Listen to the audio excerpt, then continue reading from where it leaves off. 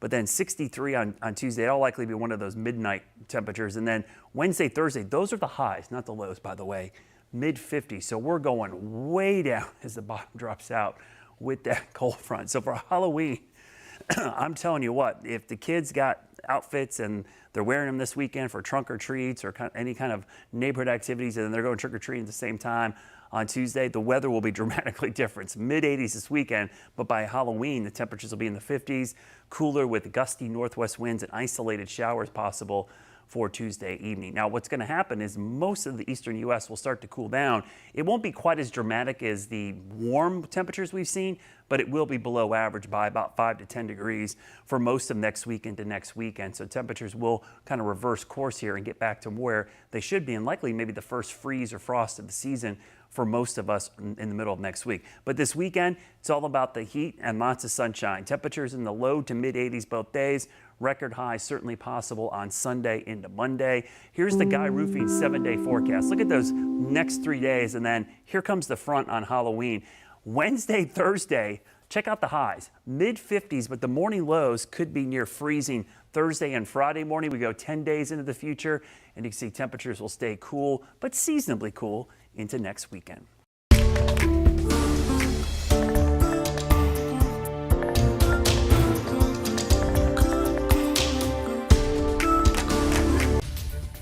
Tonight on WCNC Charlotte at 11, the struggle of small businesses. This is an issue we've been telling you about for quite some time. Even after the pandemic ended, businesses can't stay afloat. We thank you for joining us for the news at 11. I'm Vanessa Rufus. And I'm Colin Mayfield. Some have been forced to close down due to things like funding and staffing issues. One local organization is working to change all of that. WCNC Charlotte Tradisha Woodard shares how they're seeking solutions to help small businesses continue to flourish. Well, SCORE Charlotte's mentors say they know what it's like to be a small business owner, and they're using that knowledge to help others start and grow their own. This is Yazan Homede, the owner of Sip City Market and Bottle Shop. Homede says since opening their doors back in May, finding their target audience has been one of their biggest challenges. That was the biggest fear, is marketing and advertising for myself. Is like, what is that going to look like? And literally the more I looked into it, the more I got lost. He says increasing foot traffic is key to ensuring your business runs smoothly. And for some, that's been a challenge, which makes new business owners like himself a little concerned. It kind of gives you like a wake-up call. Like, I needed to slow down to revisit, is my strategy working? Is my marketing working? That's where SCORE Charlotte, a free resource for small businesses, steps in to help with hopes of providing reassurance and relief. What we help them to do is create a plan. Most of them don't have a plan. So if we can help them to see on paper, hey, this is how you can manage your business better, then that's when they're able to make different decisions. From new businesses to old businesses, SCORE Charlotte says they're seeing an uptick in the number of applications and business owners in need of help. To prevent closing down those doors, they're having to put their all into their business. So, they're coming in and they're working 12-hour days. They say the goal is to prevent small businesses from hitting rock bottom, equipping them with the tools and knowledge they need to succeed. SCORE does actually help tremendously. For business owners like Homede, it means the world. I honestly don't even know how to appreciate them for that. It gives him peace knowing his business is running smoothly, allowing him to meet a new customer and make a new friend. Most of my customers that come in here, I know them by name. I know their kids, their families by now. If you're looking for a mentor for your business or would like to volunteer to be a mentor, you can log on to our website at WCNC.com for a link to get you started. Reporting for WCNC Charlotte, I'm Tradisha Woodard. New at 6. Nate Morabito identified this opportunity. A Where's the Money investigation here prompting the city of Charlotte to right a wrong and give more than $200,000 in overdue grant money to one of the fastest growing areas in the state. Tonight, University City's biggest cheerleader now has a plan in place to put that money to good use. Yeah, over the course of next year, businesses will benefit from a grant that University City partners should have received in 2020. After Nate Morabito discovered the city mistakenly overlooked the nonprofit, leaders stepped up to correct the error. Now we know how University City Partners plans to use the money. The nonprofit estimates there are more than 1,300 businesses in the university area, but wants to know the exact number so it can account for every business and then reach out to learn their specific needs. Growing, diverse, and full of life. Our small shops, our restaurants, our florists, our small breweries. Keith Stanley wants to know the names, locations, and challenges of the businesses that make University City unique. We want to support these businesses, give them what they need so they can grow, they can continue to hire locally. He says a $237,000 small business partner support grant will allow University City partners to create a database identifying those businesses. Go out and knock on the doors, send the emails, send mailers, let the businesses know that we're here. Next, survey every one of them. And then we can respond accordingly. And eventually support them with resources in 2024. We made a mistake. We're trying to fix the mistake. Better late. We were just trying to right a wrong. Than never. If we make mistakes, we do want to fix them. The city intended for groups to spend the money during the pandemic. But WCNC Charlotte discovered in 2020, the grant review team approved a combined $430,000 in grants to 3 other organizations, even though University City Partners scored higher on its application. There was a human error, and we're going to make it up to them. Once we found the math error and shared our discovery with Councilmember Renee Perkins Johnson, she led the effort to make things right.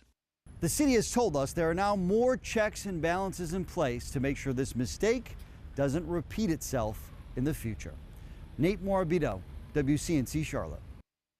Well, Nate and our team, they work hard to hold those in power accountable, especially when it comes to how they spend your taxpayer dollars. Yeah, that's really why we created our Where's the Money team, in order to seek out issues and money matters that matter most to you at home. So that said, we do want to put this call to action out there. If you at home have something you think we should be investigating, send us an email, please. The address is there on your screen. It's money@wcnc.com. And just like this story, you could see your story on our air. That's why journalism matters. Yeah, we're here.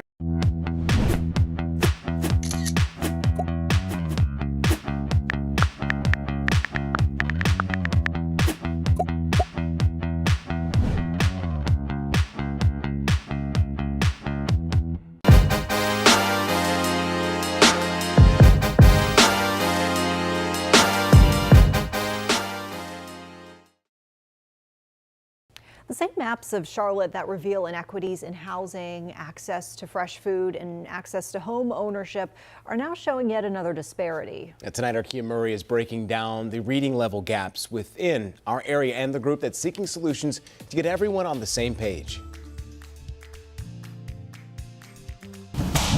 It's a shape North Carolinians are familiar with. Crescent and the wedge. We talk about this a lot. Wi-Fi desert, the food desert. Most of the deserts actually sit on this in this exact kind of, format. So it's why Kelly Cates is using this map as a guide of her own.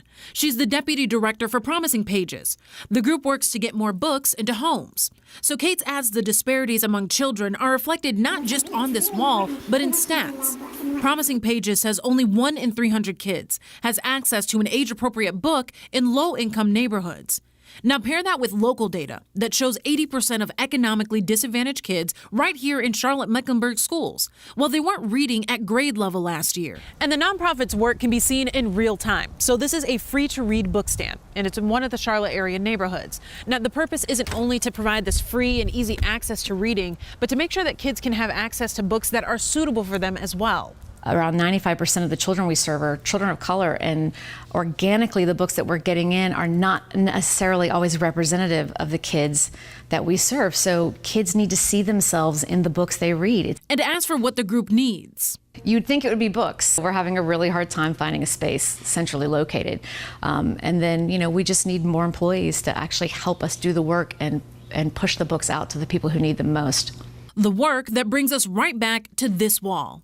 What colors do you want to see on this map instead of what you're looking at right now? We want to light it up green. Kia Murray, WCNC Charlotte.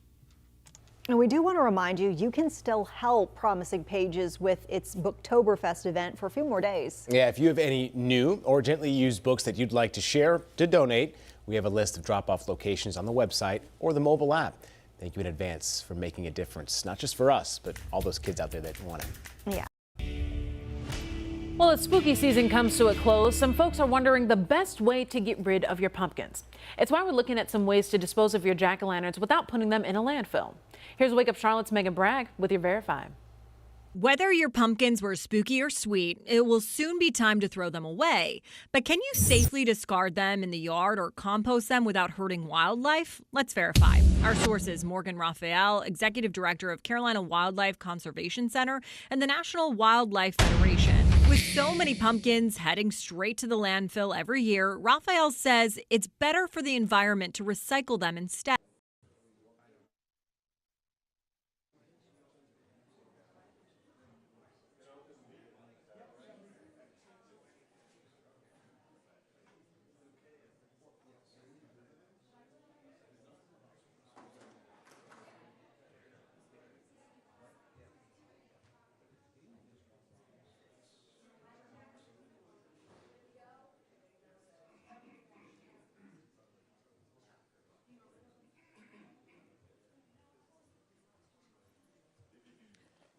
Following the briefing, Mayor Carl Shaline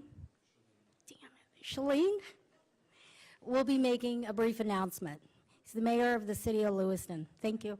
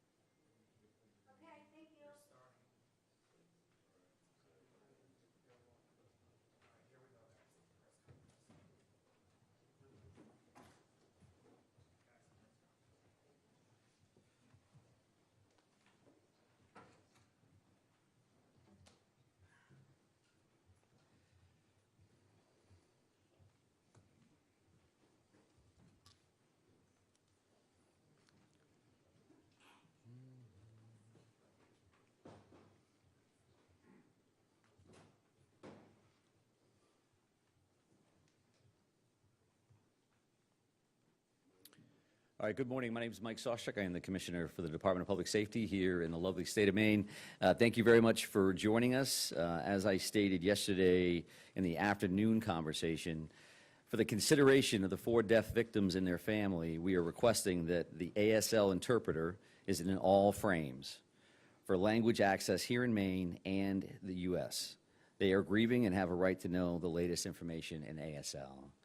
Thank you for that. All right, we do appreciate your patience and your professionalism. I know you've been with us now for a few days away from your families, tucked in here with Lewiston, working with us. So we're going to go ahead and kind of focus again on the operational side of the house. It's intended that I'm your only speaker for this morning.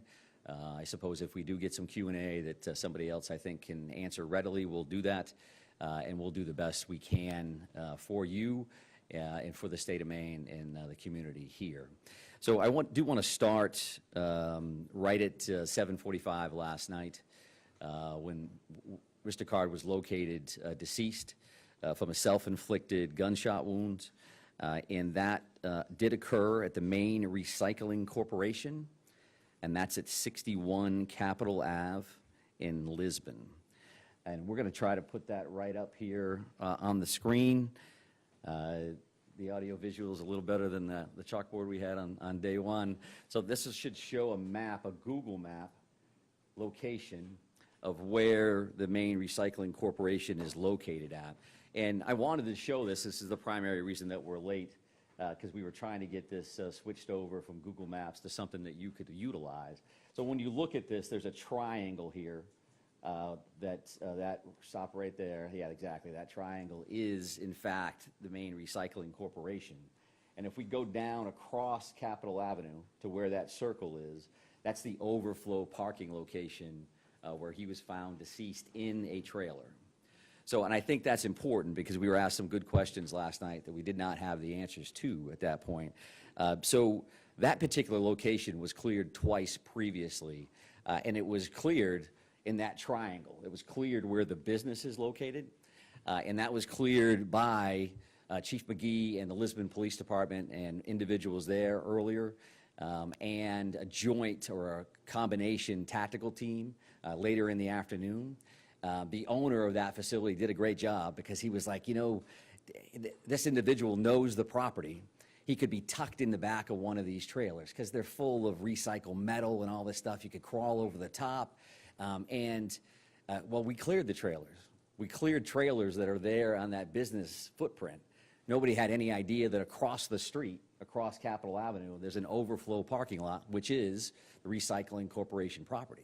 So the owner was very diligent to say, well, did you clear those trailers? Well, what trailers are you talking about? So then the follow-up is with the tactical team commanders to say, okay, tell me exactly where you were at. And then they were doing the same thing. We were looking at our timeline. We cleaned trailers. We didn't clear those. Let's go back. So the Maine State Police tactical team ultimately were the ones that located the body within one of those trailers. And this is a tractor trailer style. You know, you picture that 18-wheeler. This is what a trailer would look like. A box trailer is where he was located, right in the back of that. Some of those trailers are locked. Some of those trailers aren't. So he was found inside one of those boxes that was unlocked from the outside.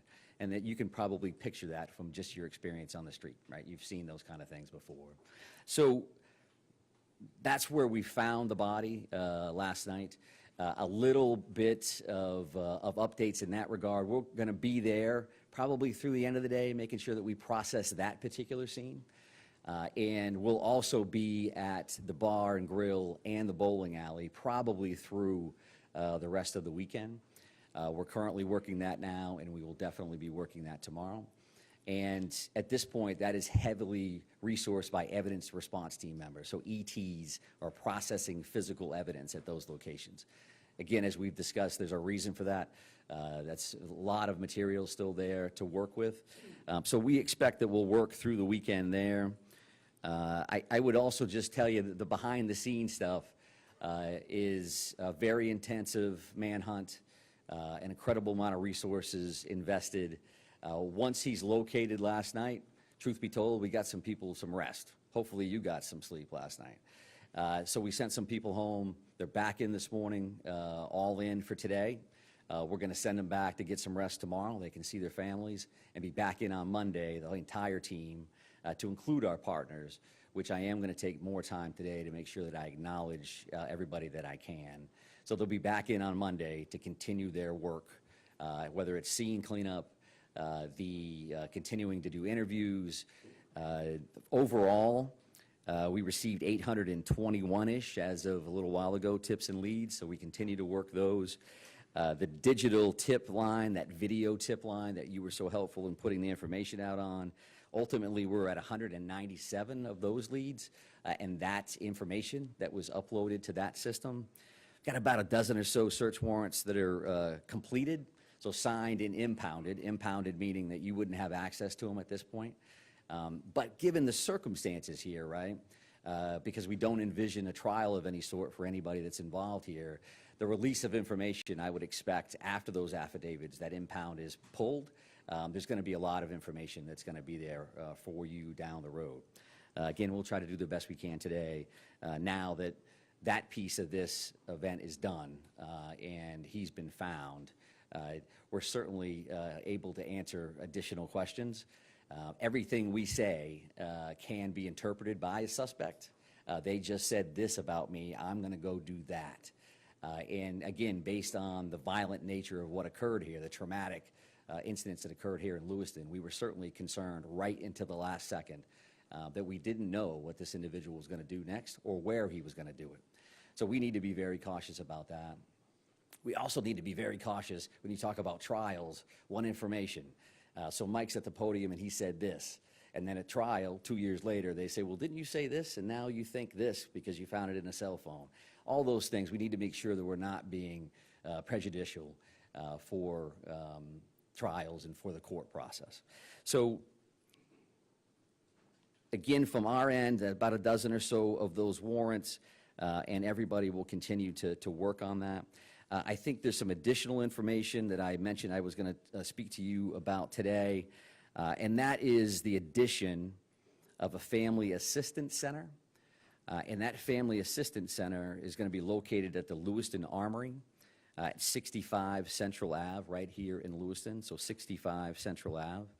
And that's intended to be a one-stop shop kind of thing, one central space for victims and their support persons to gather so that they don't have to make multiple stops for multiple different agencies to seek assistance. Now, this particular location is open for individuals who were present at the shooting site. So whether you were victim, physically stating that you were injured during this event, or you were there and traumatized, in either one of those situations, the Family Assistance Center will be a good spot for those individuals to go.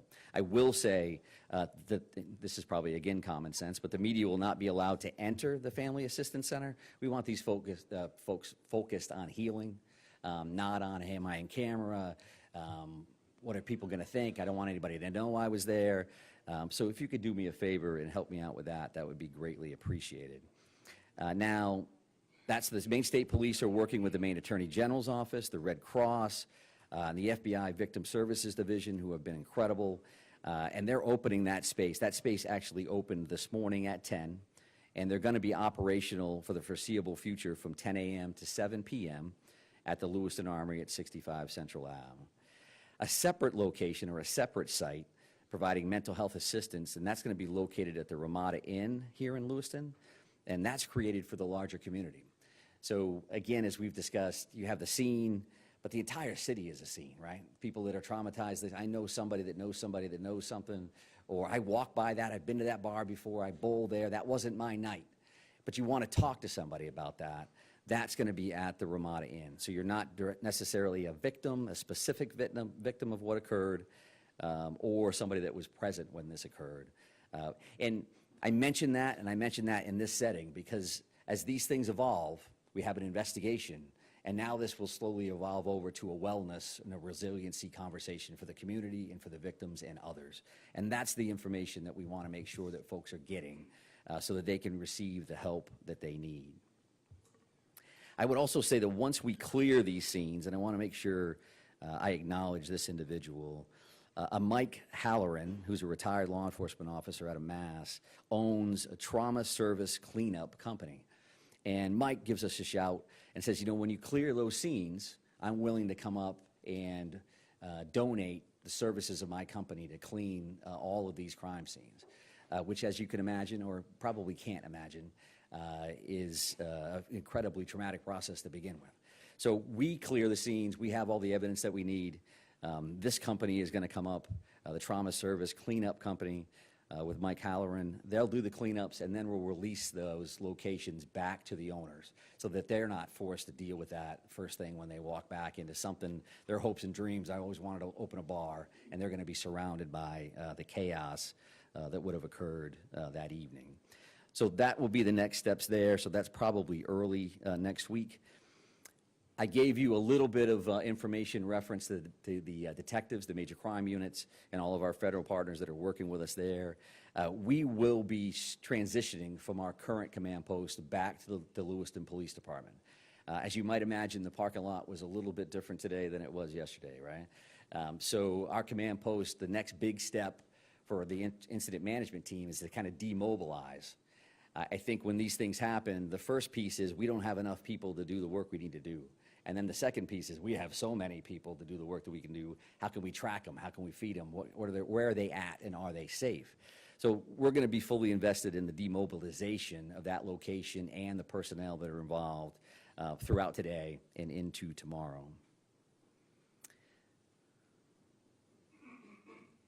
So I do want to touch on a couple other questions that have been asked along the way. And with clearance from our prosecutors and our detectives, we're certainly more comfortable answering now based on the current outcome of what happened last night. So one thing, there's been a number of completely legitimate questions about a note that was found in his residence. So this is a paper style note. I'm not going to read it to you verbatim, but what it is it's a note to a loved one, and is saying that this is the passcode for my phone, this is the bank account numbers, and I wouldn't describe it as a explicit suicide note, but the tone and tenor was that the individual was not going to be around and wanted to make sure that this loved one had access to his phone and whatever was in his phone. We're working on that now to get into the phone. That's one of those search warrants. That's one of those very specialized skill set that our folks have. And then the bank codes to make sure that that happens. That's not uncommon in suicide situations. You get long loads, you get very set up scenarios, but that's something that you asked about, and I do appreciate that. And again, we can talk about that a little bit more now. There was a firearm found in the white Subaru station wagon. That was a long gun style. I don't not have the make and model. You could ask me, is that an AR-15 or is that a this? I don't know that. But I was asked yesterday specifically, did they find a gun? Did we find a gun in the car? And we did. And that was a long gun. And to my understanding, that was the only firearm that was found inside the car at that time. I would expect, again, based on the investigation and the outcome, that when these impounded affidavits are released, there'll be search warrant lists, and they'll have all kinds of stuff. What did we find, and how many of this, and how many of that? So that'll be much more detailed. So did you find guns in the house? Did you find guns on him? So that is something that we've been asked about, and I wanted to make sure that we covered that as well. Another question that I've had some conversations around this morning. You know, if you talk about is there a motive here, right? I think clearly there's a mental health component to this. We still need to do some research around trying to get access to certain records and things of that nature. Which again, you could probably imagine is not just as simple as he just calling somebody, hey, can you send me this thing? But what I would say is that based on what I've heard through conversations this morning, I don't see, or I'm told that we don't have access to any forcibly committed for treatment information reference to Mr. Card, okay? So you can volunteer, as an example, to go to a facility and seek treatment for months on end. But if you're not forcibly committed to seek that treatment, and it's very specific to treatment, right? Not forcibly taken for an evaluation is completely different than treatment. So there are a lot of very specific criteria around firearms, and are you a possessed person, or prohibited person rather, and what that looks like. So in this scenario, we have not seen to this point, I have not seen to this point, that Mr. Card was forcibly committed for treatment. And if that didn't happen, then the NICS check, you could go into a firearms dealer who does all of their work, and the background check is not gonna ping that this individual is prohibited. And something that's incredibly important for us to say, and for me to say, and I find myself saying it on a regular basis, just because there's appears to be a mental health nexus to this scenario, the vast majority of people, with a mental health diagnosis will never hurt anybody. They won't hurt themselves. They're not a danger to the community. Based on percentages alone, there's a bunch of folks in here that have a mental health diagnosis. I know law enforcement officers that have a mental health diagnosis. That doesn't mean they're a danger to the community. We certainly have people that reach that crisis level where that does occur, and we deal with those folks on a regular basis, sometimes through involuntary, forcible commitments, right? And sometimes not. Sometimes there's different levels of that mental health system, and that's a whole different conversation that can be quite lengthy. And I can tell you that law enforcement has been involved at this point for decades and heavily involved over the last 15 years or so. So I think that that is the information that I know I wanted to come back and give you. And I would also just say again that there's information that we think we can give lawfully and through our subject experts around prosecutions and all these other things. I may want to tell you something that I can't tell you. And that's just been the nature of the beast here along the way a little bit. I also want to mention this. It's a big deal. I was asked about cooperation of the family at one point. This family has been incredibly cooperative with us. Truth be told, I think the first 3 people that called us to positively identify this individual based on the photos that were released were family members. And unfortunately, what happens in a scenario like this is that this happens, they're connected to this family, and that family has taken a great deal of grief, to include threats, people hanging out at their houses, and saying, do they know? Is it their fault? Are they enabling? All of those things. Our investigation would have been incredibly, it would have been detrimental if they didn't come forward immediately to let us know who this individual was. And how difficult a decision is that to make when you've lost this many people? It's not that difficult, but you can imagine that my family member was involved in that traumatic event, and I want to let people know. So that they should be acknowledged in that. Again, I won't specify exactly who the family members were, but as a whole, we found them to be very, very cooperative.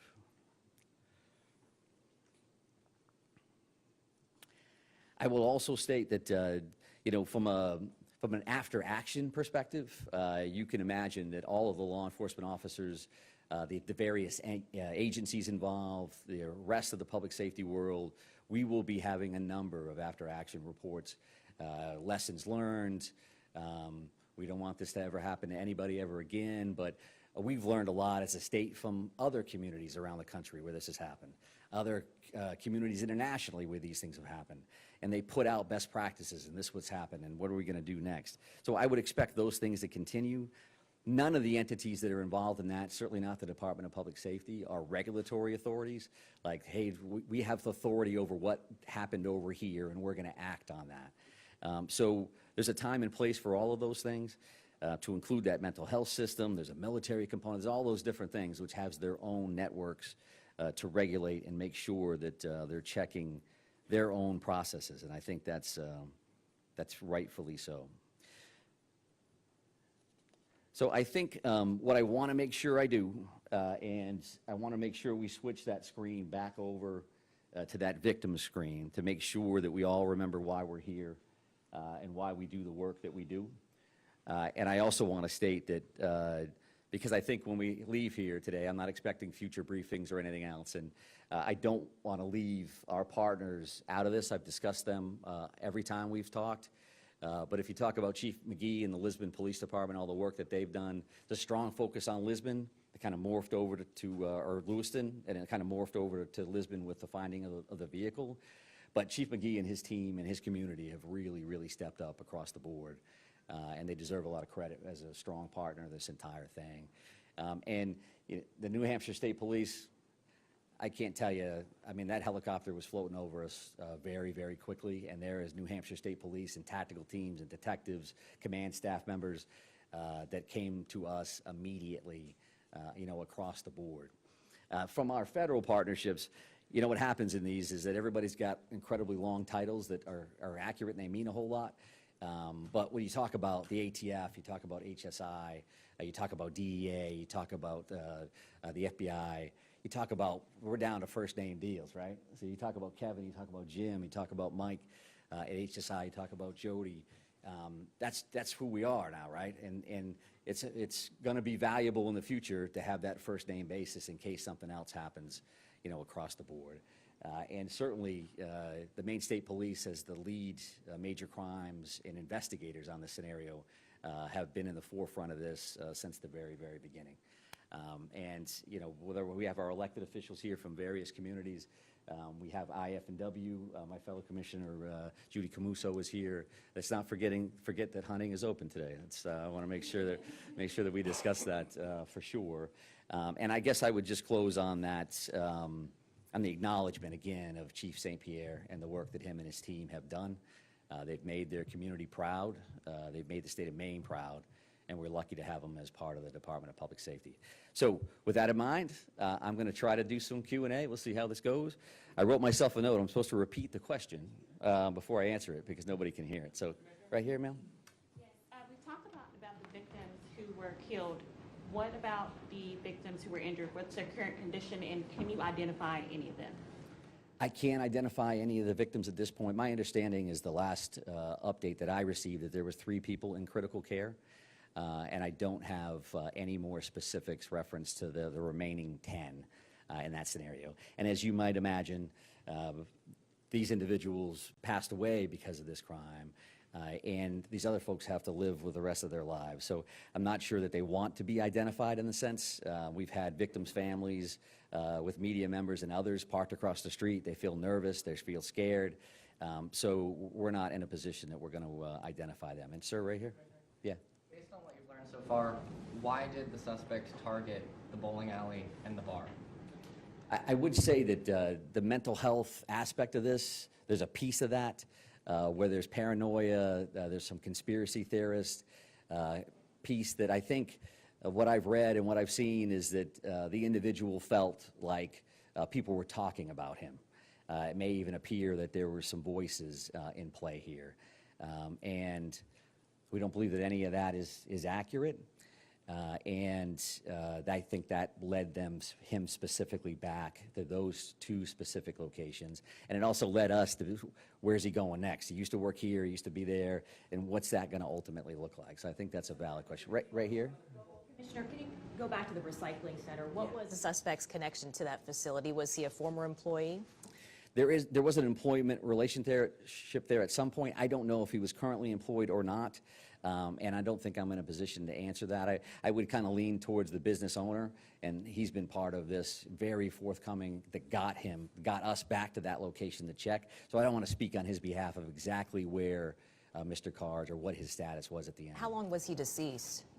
I don't know that yet, and I think that comes down to the autopsy in many ways. They say, he passed away of this, cause and manner of death, and then they'll be able to give a range of some sort of how long he's been passed away, but I don't know how exactly tight that's going to be. But sir, did you have a question? Yeah, that was the one. All right, perfect. It's a twofer. Yes, ma'am. On the discovery of the body, if there's apparent self-inflicted gunshot wound, the stab, the condition of the body when you found it, the actual discovery of finding him in that trailer. Yeah, sure. So, from a discovery standpoint of the status of the body itself, when you're talking about a few days. There's not a great deal of decomposition in that time frame. So it was a self-inflicted gunshot wound. I will tell you there was a couple of firearms found at the scene. I won't be able to tell you exactly what that was. The one picture that I saw looked like he had the same sweatshirt on that he had the picture that we put out at the bowling alley. That's appeared to be the sweatshirt that he was wearing at that time. He was found closer to the sliding door component of the trailer, so he wasn't buried back further. When that happened, when he took his own life, I don't know the answer to that. And again, we'll probably have a range-ish from the medical examiner's office, but not something I know right now. Right here? Yeah. Can you help us understand anything that you know about his movements, how he was able to evade so many law enforcement partners for the amount of time that he was. Yeah, super question, right? So again, a bit of an anomaly from a scenario, right? We have 2 locations. He escapes both, parks his car someplace else. And I want that picture to stay up there. But if you looked at that Google map from the Lisbon location, but I'm going to screw up the boat launch terminology again. What is that again, Ryan? It's the Spanish River Bridge boat ramp, which is the entrance to the Paper Mill Trail. So that trail actually runs from that boat launch all the way along the Androscoggin River, and you can see it on that Google map. So that comes all the way down along the river, and then that overflow parking lot is there, again, next to a business that he's familiar with as well. So there is a natural connection. Is that planned? Is that not planned? Is that a location of convenience? I don't know the answer to that, but that's kind of how that went down. But Ray in the back, ma'am? So going back to these maps, so you mentioned previously that sort of triangle section had been searched twice before, but he was found in that sort of overflow parking area. Had that area specifically been searched for before? No. No, it had not. Yes, sir. Thank you very much. You just said, I think, that 2 firearms were found with his body.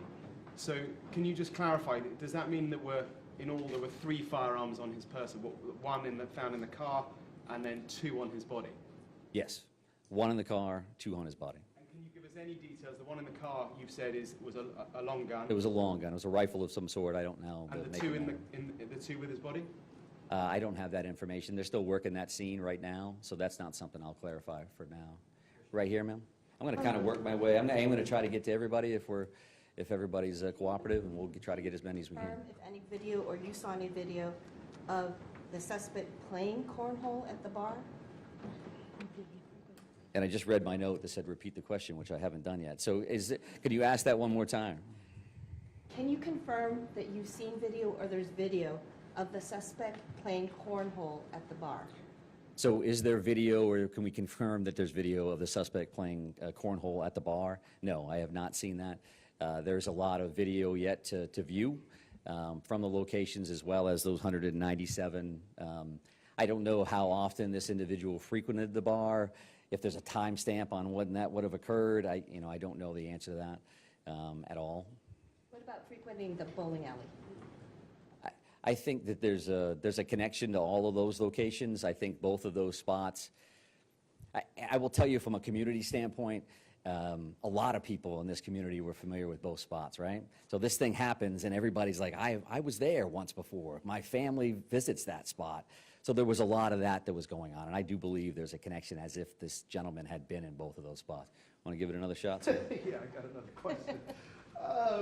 We haven't talked a lot about what he was doing in the hours leading up to the shootings. Mm-hmm. Did he case the locations at all? Was he driving around? Can you shed any light on that? So we haven't focused a lot of time on the time frame leading up to the crimes themselves. And no, I really can't flesh that out. I do think that what happens from here is those neighborhood canvases, and we say, okay, so this happened. We know this call came in at 6:56. We know that call came in at 7:08. Can we follow that suspect vehicle, that white Subaru station wagon? Can we track that with video in 100 different locations? I've seen those ring cams, convenience store, someplace out front, and then can we time gap that so we know exactly what happened, and then we left this location in that car. We know somehow we ended up at the boat launch. Can we try to figure out what that looks like? So I don't have any information. Was he casing the place that day, or clearly he had some knowledge of these locations previously, however? I'm assuming you're looking into that. Of course, yeah, absolutely. That's part of that. Again, he's dead. We know where he's located at. We can start working with our victims. We can also start digging in on all of these other things. But, sir?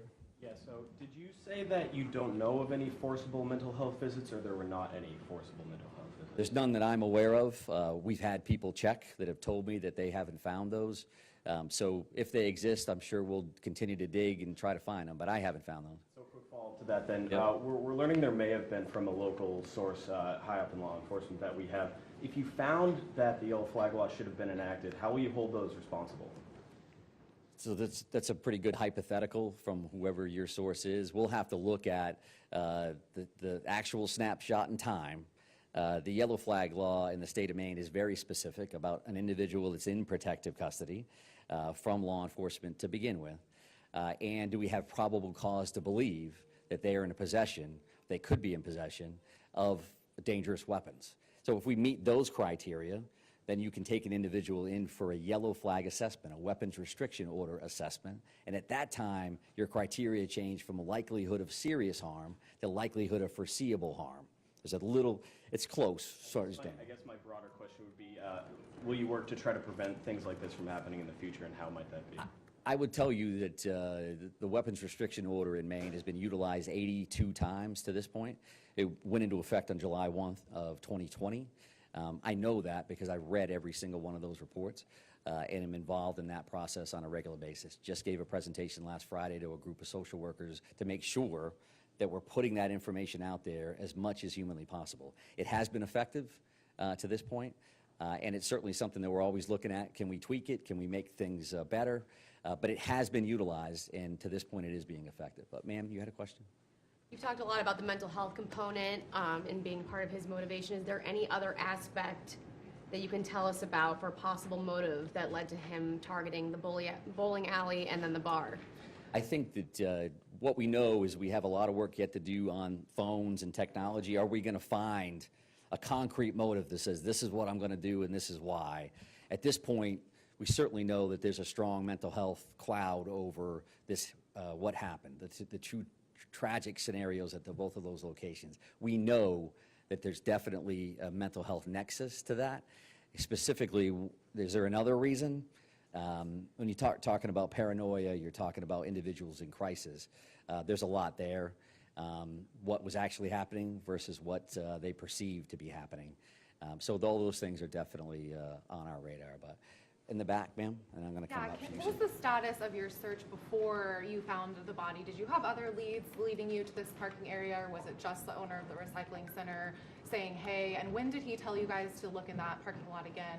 And then can you also confirm that you believe he walked the trail to the parking lot from the boat ramp? So the two questions there, did we have additional leads, reference to the overflow lot where he was ultimately located, and can we confirm that he walked? Number two, we haven't found a vehicle or any other, a bicycle or a motor. There's no other information to lead us believe that there was anything but walking down. I suppose something could happen to lead us in that direction. So there's whatever that is, 800 and something leads and tips. The primary reason that we were back in that location is because, I will say this, from a community policing, from a relationship standpoint, the owner of a business calls his police chief and says, hey, I want somebody to make sure that they're clearing that. That's good cop 101, right? They have an automatic connection with somebody in your community. That's why the additional follow-ups occurred.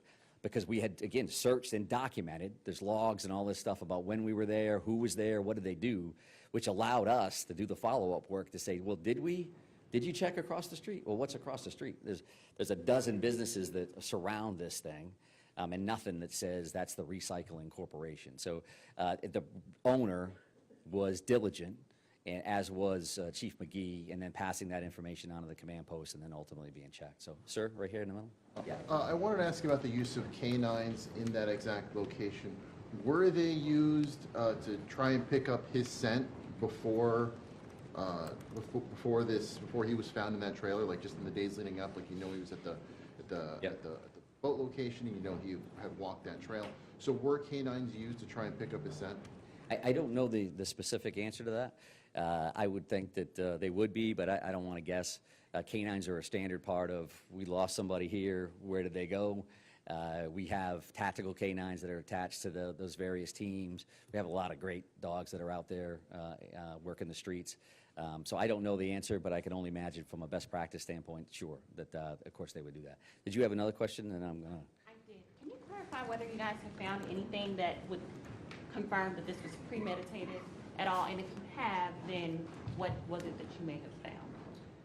We have not. There's been no additional information. However, we know that there were two specific target locations. He did go one to the other. He ditched his car in a specific spot. Again, maybe we'll find additional information in one of these devices that says, this is what my plan was. All we can do is look at what actually occurred. So there's nothing there. How long was it planned? What did that look like? I don't know that right now. Ma'am, did you have a question in the back?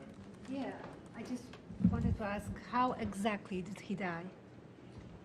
How exactly did he die? So the question was, how exactly did he pass away? And that was a self-inflicted gunshot wound. Is the apparent reason for his death? How did he? I won't give it a specific location, I don't think, for today, but kind of moving, ma'am, right here. In terms of the two shooting scenes, are investigators still actively collecting evidence there? I know yesterday you said it could still take a few more days. Any sense on when it could be cleared? Yeah, so I've heard through the weekend at both of those locations, and then we'll transition over to that cleaning and some of that other information that I put out. Sir?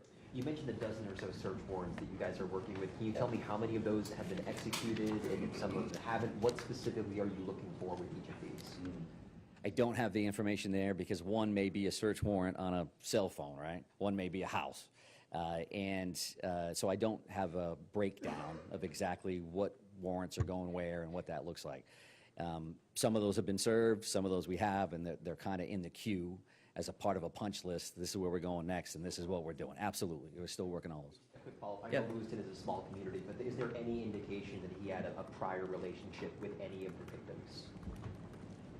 I can't speak to that specifically. I think that would speak to premeditation and something as a motive above and beyond the mental health crisis that we know exists.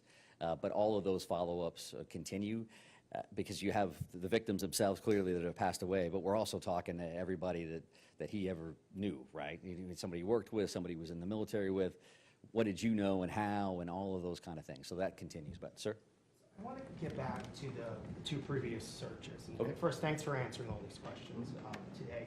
And I think this is important because, I've spent a lot of time in Lisbon, and that community certainly, just from the lockdown and the shelter in place has suffered greatly. And I'm wondering, as you sit here today, do you think something more thorough search could have been done in that location, whether it's surging more resources to that location? Because, I saw the chief out there with his officers on their own doing a lot of these searches. And the question becomes, should have more resources surged into that area, because it seems like this one trailer was just missed. No one thought to search it. And we didn't really see a surge of resources into that area until yesterday.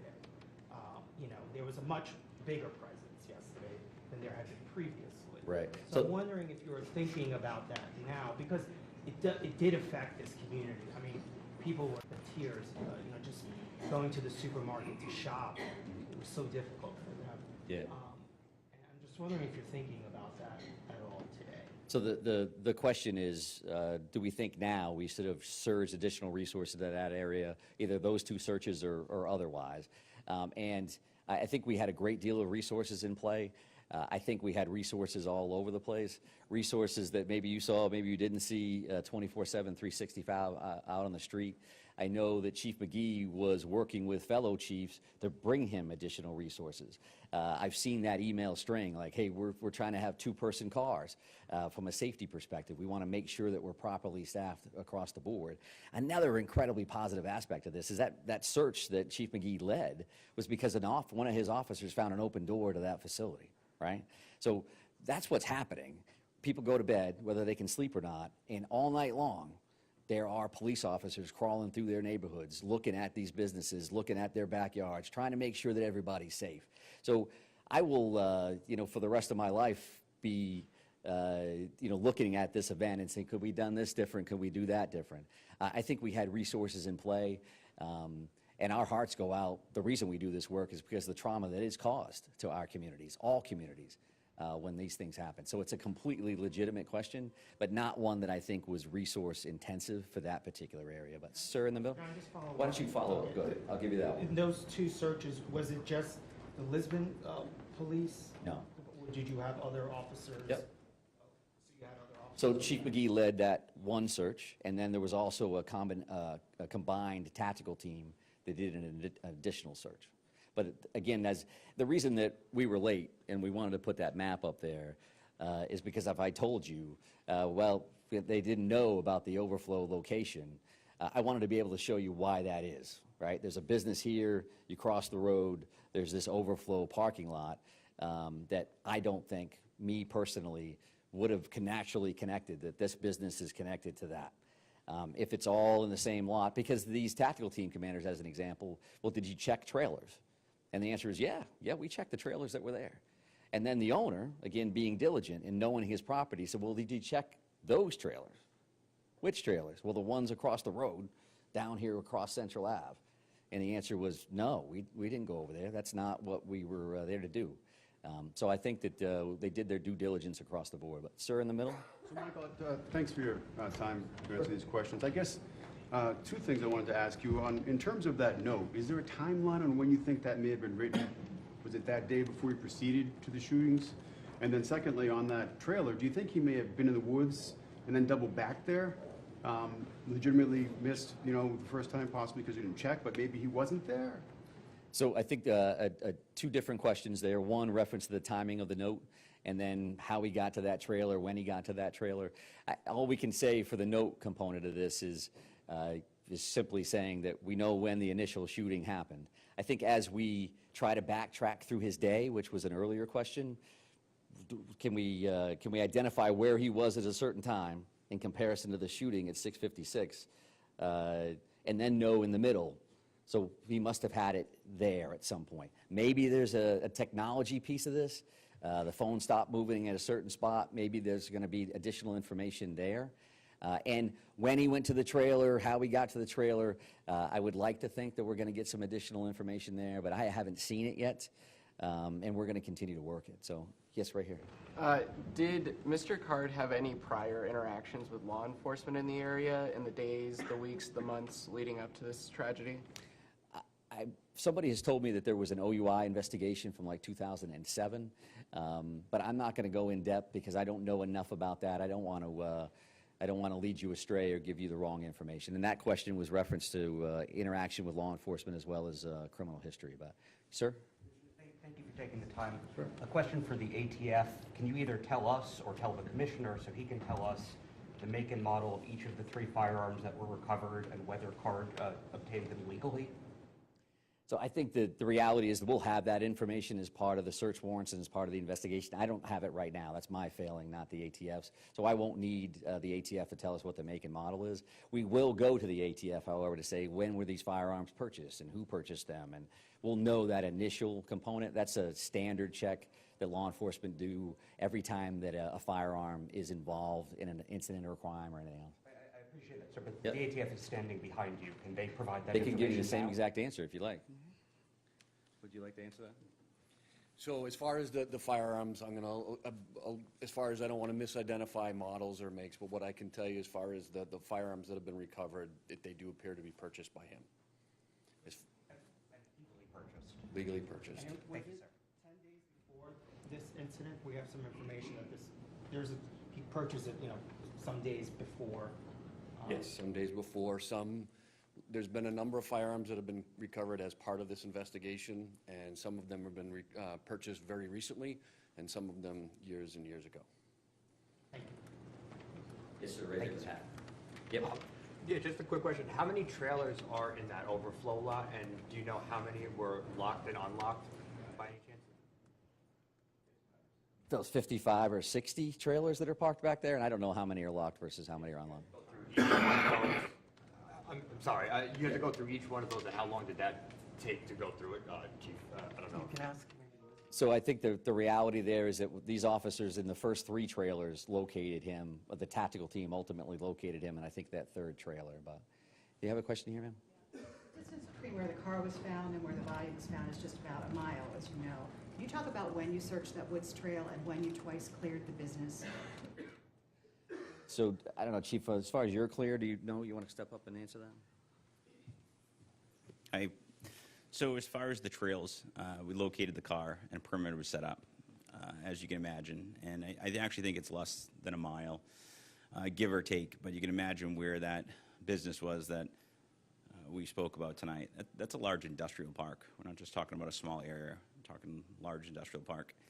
But I can say that there is numerous resources from state police, all the local agencies, all the sheriff's departments across the state of Maine, federal agencies. We had helicopters in the air over that vehicle moments after I arrived, and I was the second officer on scene. I can tell you that we flooded that area with resources. Someone brought up a question about canines. One thing with canines is we don't want to hinder scents. And I'm not going to get into all the details of the investigation, but I can assure you that there was a lot of teams that searched the area. On top of, and I'll add one thing, on top of it being an industrial park, numerous different businesses. Obviously, there was one business that we were interested in, and our tactical teams did clear that building at Maine Recycling. And as he pointed out, there was a open door that was found that one of my officers found on the overnights again, and we cleared the building again with several agencies. But I'll just point out this. Why this is all going on, we have to also understand everything we do is a methodical approach, and we got to be safe. We got to make sure our officers are safe. But we're fielding hundreds of calls at our comm center. And there was also the tip line that I heard today how many calls came in there. As you can imagine, it was an astronomical amount of resources being used across our community. Not everybody's in marked police cars. Not everybody's in full uniform. But there was a lot of resources from across New England that was here, including helicopters moments after I arrived on scene when that car was located. So we used every resource that was available. And we were, I think it was this gentleman down here asked me, how long are you going to search for? Do you expect to find him? Every officer there wasn't going home until we found the individual. Just to follow up, the commissioner said the business is twice cleared. Was it twice cleared on Thursday, once Friday, twice Friday? When was the business cleared? So Maine Recycling was cleared Thursday. It was cleared on Thursday.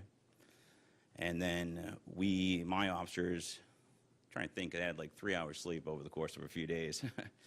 But it was in the middle of the night. I'd say it was 2:30, 3 o'clock in the morning. My officer found it, and we activated everybody to go to that area and got other resources.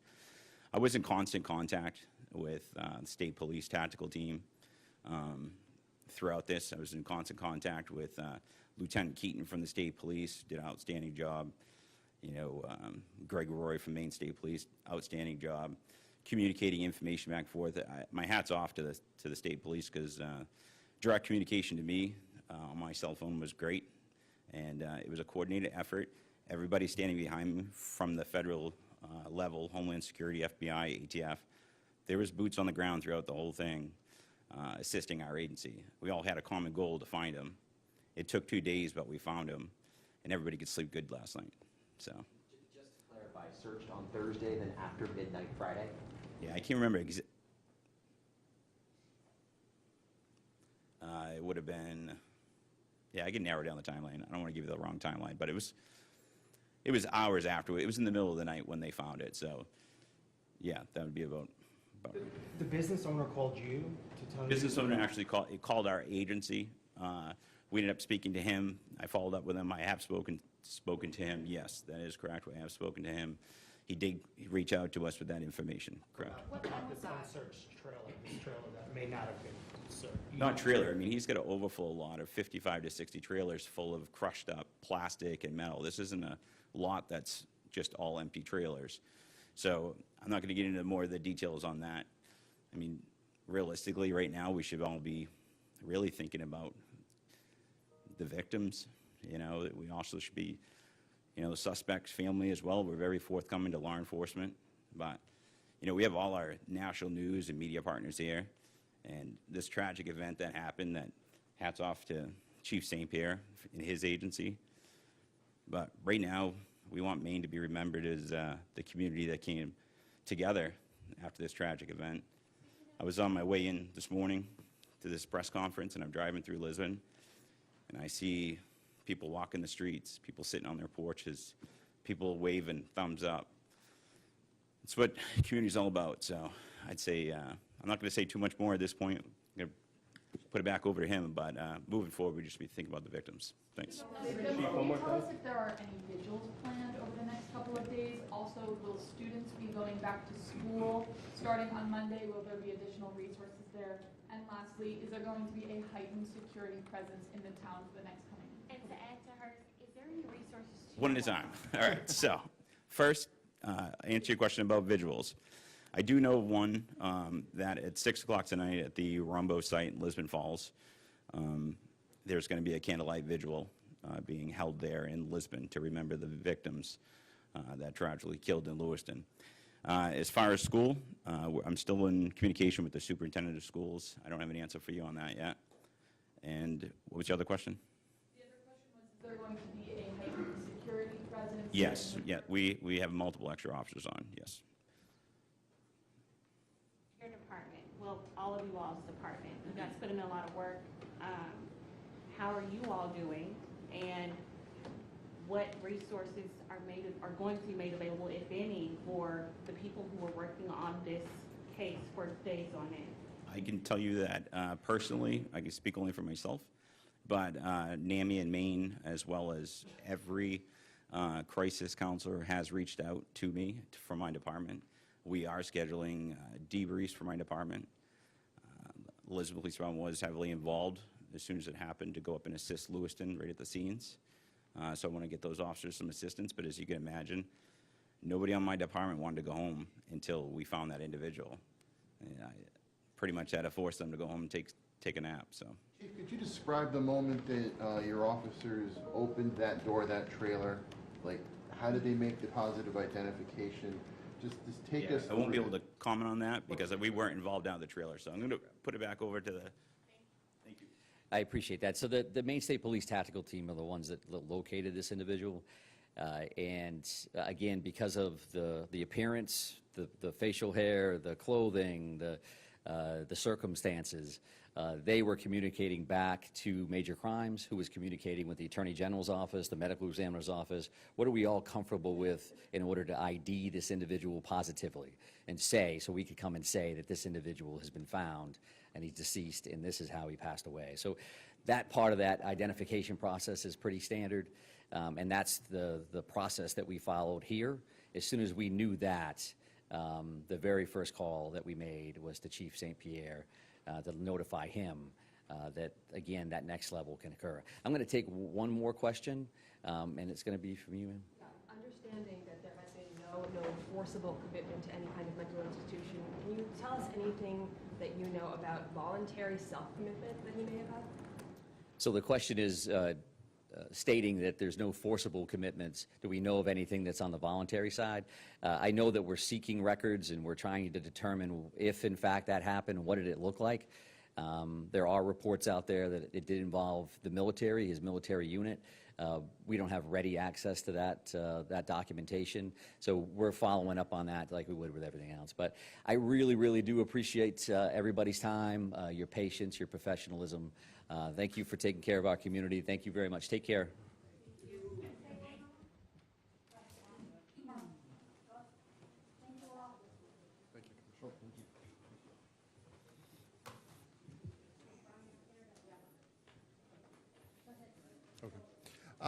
Yeah, I wanted to thank Chief St. Pierre, Lewiston Police Department.